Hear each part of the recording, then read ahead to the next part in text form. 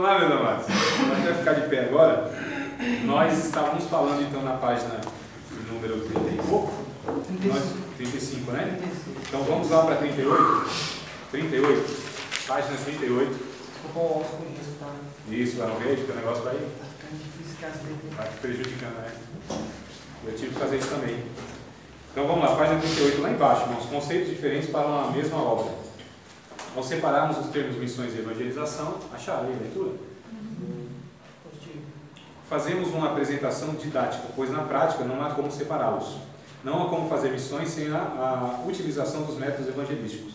E também não se faz evangelismo sem objetivos missionários, pois sabemos que missões não estão circunscritas a outros países ou a outras culturas, ou a lugares distantes, antes referem-se também ao trabalho local. Então faz parte do trabalho local, missões que a gente chama de evangelização, o evangelismo. Foco missionário. Apresentaremos a seguir alguns enfoques da obra de missões.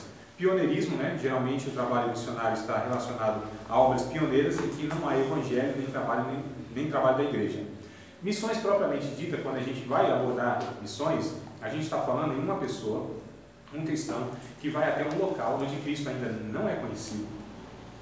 Ou então, há pouco conhecimento de Cristo ali. Por exemplo, há milhares ou milhões de pessoas, mas ali há um missionário, dois missionários, uma igreja, para todos aqueles milhões de perdidos. Então isso é missões, geralmente, tá? Infelizmente, a visão da igreja brasileira é muito ruim, irmãos. Porque hoje abre-se igreja em frente da outra. De um mesmo ministério, né, que chamam, né? Do mesmo denominação. Aí cada igreja vai ter um negócio diferente, é setor, é campo, sei lá que raio que denomina. Eles vão abrir no mesmo bairro, 3, 4, 5 igrejas. Olha só, não é? E isso é ruim demais. Um dia um irmão disse para mim, teve um censo aqui no Jardim da Conquista. Hoje deve ter triplicado, quadruplicado, que já faz mais de 10, 12 anos. Foi feito um censo, e eu não lembro o número exato, mas foi absurdo.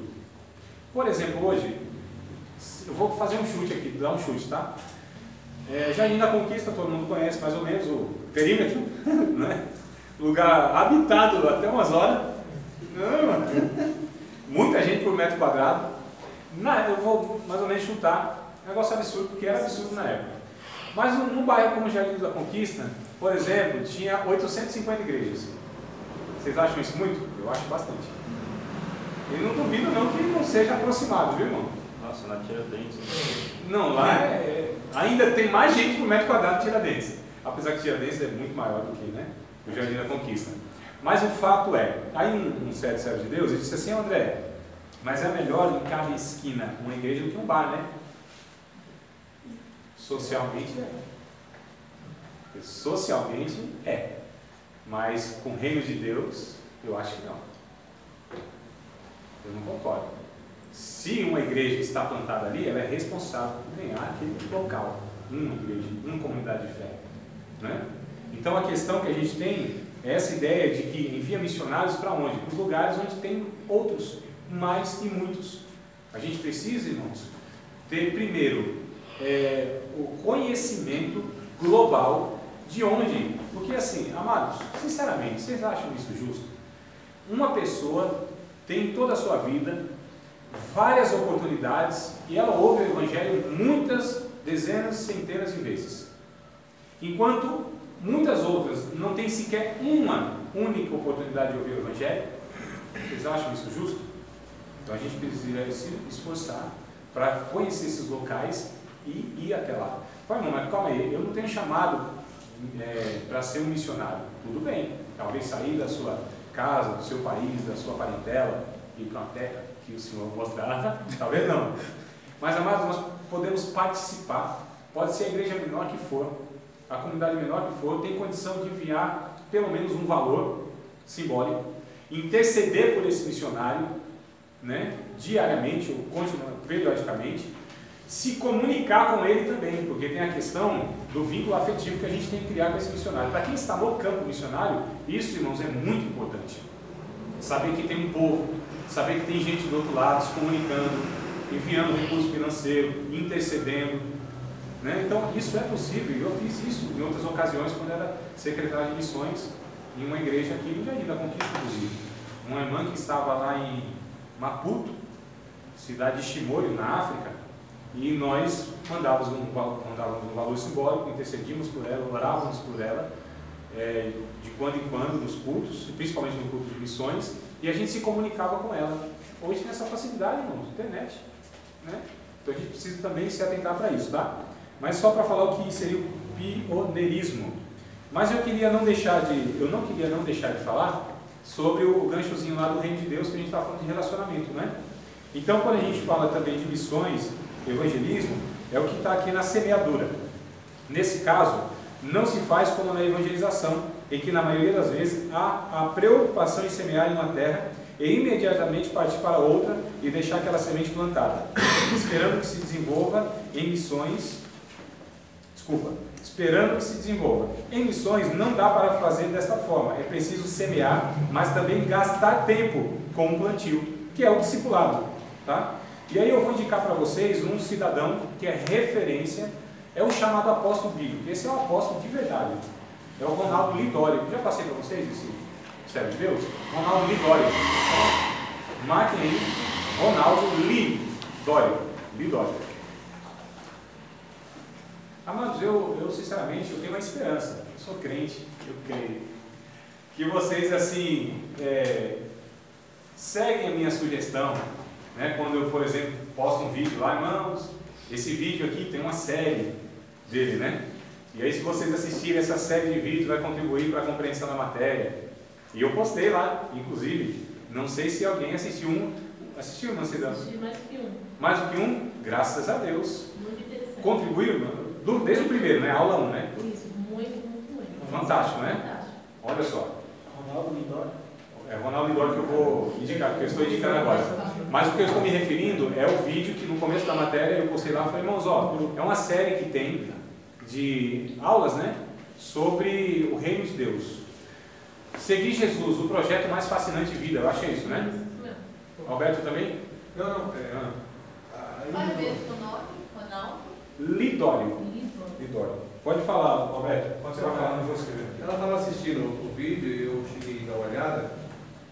E assim, se tratando do indivíduo ali, Sim. como é que pode um cidadão que tem aquela bagagem de conhecimento e hoje ele está com as condutas que não condiz com aquilo que ele ensinou horas atrás. Então assim, eu vi um trecho do vídeo com ela, eu falei, poxa, assim, pra mim, no meu conceito, assim, eu achei legal. Porque, poxa, como é que o cara pode ser um influenciador, ter uma linha de pensamento saudável, e agora... Ali a gente está falando da década de 80. Isso, exatamente. Década de 80. Poxa, é muito conhecimento para ele ter as atitudes que ele tem hoje. Entendi. Está falando do Caio Fábio, né? Que acho que a maioria conhece o Caio Fábio. Caio Fábio...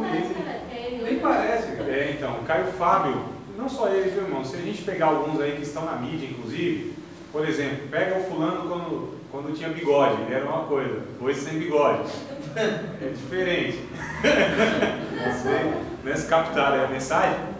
Mas a questão é assim, o Caio Fábio, inclusive eu coloquei lá, né, porque teve um aluno disse assim, tal Caio Fábio, eu falei assim, então, o que eu estou pegando é o melhor dele. E a gente não pode desconsiderar a contribuição que ele deu para o Evangelho no Brasil e no mundo durante algumas décadas. 25 a 30 anos, ali sendo referência nacional e mundial para todos os pregadores, obreiros, igreja, foi o maior pensador vivo na década de 80, considerado o maior pensador evangélico vivo, irmão. E já tinha todos esses que nós temos hoje, John Stott e... agora estou esquecendo aí. Mas ele já era, então, considerado o maior pensador vivo. Tá certo? Olha só. Então a gente não está falando de uma pessoa qualquer. É uma pessoa que foi usada por Deus de uma maneira fantástica. Eu desconheço qualquer pessoa hoje que tenha clareza quando ele quer pregar. Quando ele quer falar do Evangelho, quando ele quer falar das Escrituras, aí de fato, o dom que Deus o deu é inegável. Você vê que é tão antigo e tão atual, né? Você escutando ele. A linguagem dele parece que está falando para hoje. Assim. E década de 70, 80, 70, 80, 90 E nem internet tinha. Isso. Ele era um pioneiro mesmo nessa questão, não tinha TV acesso, mano. E ele tinha já a TV lá, né? Chega a ser um erudito. Sim, sem dúvida. Era um erudito mesmo.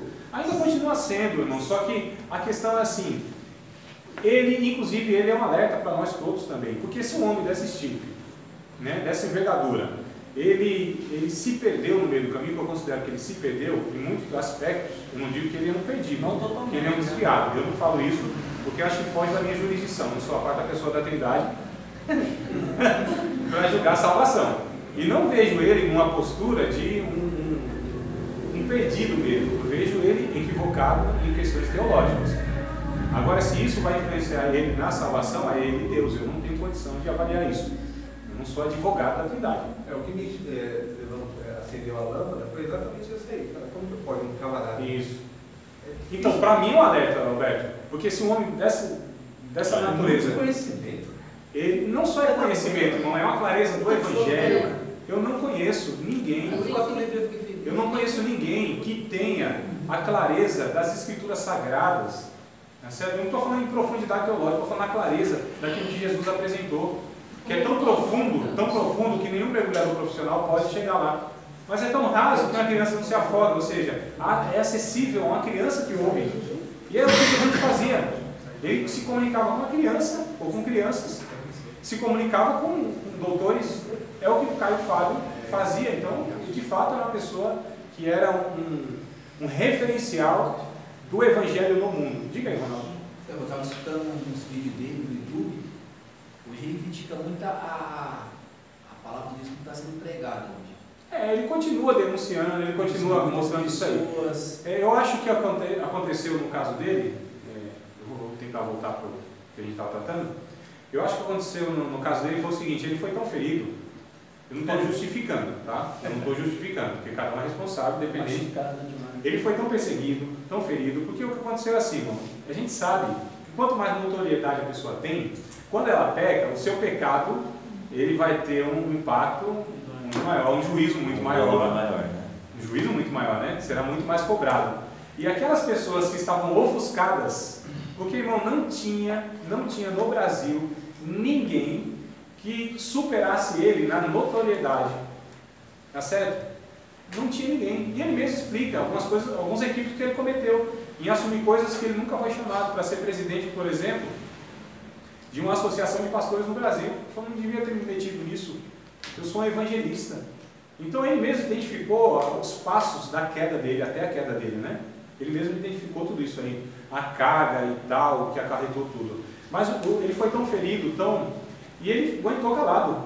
Centenas e centenas de pessoas falando dele, porque o que aconteceu? Ele se divorciou. O pecado dele foi o divórcio. Se divorciou, né, da esposa, e vocês sabem, né, irmão?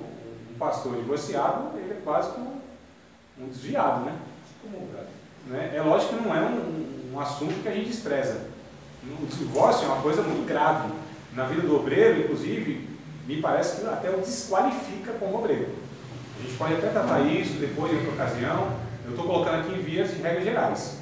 Calma aí, que eu também não estou colocando todo mundo no mesmo balaio, não, dizendo que há casos e há casos. Mas eu estou falando na linha geral e tal. Então, assim, muitos líderes agora, o que fizeram? Tiveram a oportunidade que eles esperavam, né, para malhar. E ele foi aguentando, irmão, 1 ano, 2 anos, 3 anos, alguns anos, calado. Só que olha só, imagine se fosse eu ou você, sabendo que tem gente que tem um caráter que não tem nada a ver com o Evangelho, é corrupto, você conhece todos os meandros da sua vida, e ele metendo para você, em rede nacional. Imagina só, e você, entre aspas, sendo muito melhor do que ele. Estou falando em conhecimento, estou falando em conduta, história, legado e tudo mais. Chegou uma hora que ele falou, porque ele não aguentou mais, aí foi jogando podre em todo mundo, irmão. Todo líder evangélico no Brasil, ele sabe, porque ele viu crescer, inclusive, são 40 anos aqui, né? E ele vai citando, fulano aqui era líder de jovem, hoje o ministério é internacional, fulano aqui está na rede nacional, ele tem milhões, mas eu vi aqui começando, era fulanozinho e tal. Então não justifica, mas só para a gente entender que a gente precisa compreender algumas coisas, né? Lá do mando dele. Exato. Então não justifica, mas assim, irmão, a minha oração de fato, é que Deus o restaure para que ele possa, pelo menos, voltar alguma coisa do que ele era. Porque um homem daquele, eu não estou dizendo que ele não é usado por Deus, E é usado por Deus. E talvez a raiva de alguns, ele continua sendo usado por Deus, não é? Para pregar o Evangelho. Agora, o ser usado também é outra história também e tal. Mas a minha oração é que, Senhor, restaura a vida dele. Restaura a vida desse homem. Já pensou, irmão? A gente jamais deve se alegrar com a queda de um homem de Deus, com uma mulher de Deus, porque é a nossa queda. É o que a gente está falando aqui de compaixão, de se identificar, de relacionamento. Como que eu posso me alegrar com um servo de Deus? Né? Hoje eu vejo tantos líderes aí falando tão mal, meu Deus do céu. Essas pessoas, eu não quero nem perto de mim, porque se hoje elas me elogiam, então se esse estão fazendo isso, imagina eu. Não é, irmão? Não tem compaixão, é gente sem compaixão. É gente que não distingue, gente que não é sincera, gente que é inimiga do Evangelho e gente que caiu no pecado, tem suas fraquezas. E a gente precisa orar para que Deus restaure essas pessoas. Eu gostaria demais que Deus restaurasse e abrisse os olhos de muitos.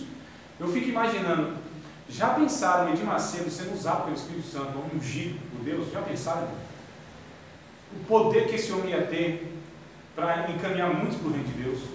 Vocês já pensaram Agenor Duque sendo um pregador do Evangelho mesmo, ensinador das Escrituras Sagradas, com os recursos?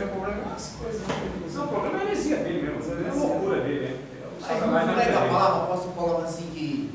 Não, mano, mas também não é assim. Aí também ele está fazendo, esses estão fazendo um desserviço para o reino de Deus. São pessoas aí, eu falo sem medo de errar, usados pelo diabo para levar muitas pessoas ao inferno. Isso eu falo sem medo de errar. Eu não tenho dúvida disso. Agora, a minha questão é, eu fico pensando, já pensou um Agenor Duque, ele pregando mesmo o Evangelho? Já pensou um Valdomiro Santiago, irmãos? Ele investindo todo o recurso que tem em curso teológico, obra missionária, hospitais, isso, hospitais, escolas, com todo o recurso financeiro, com toda a influência que tem. Já pensou Samuel Ferreira, se ele influenciasse mesmo positivamente na política? Já pensaram? Meu Deus, eu não vou, deixa eu falar. Eu ia falar um bocado de outros aqui. A questão é, essas pessoas, irmãos, estão fazendo um desserviço para o reino de Deus. Mas a nossa oração é, Senhor, tem misericórdia deles. Ao mesmo tempo que a gente denuncia, porque nós temos a mensagem, a voz profética, de denunciar os falsos profetas, os sistemas corruptos, mas por outro lado, nós temos a intercessão de compaixão, onde a gente pede misericórdia por essas vidas. A gente denuncia, enquanto denuncia, a gente ora, Senhor, tem misericórdia. É o que os profetas faziam. Eu vejo Jeremias, por exemplo, denunciando o pecado de Israel, mas ele lamentando por aquela situação, ele chorando, ele se quebrantando.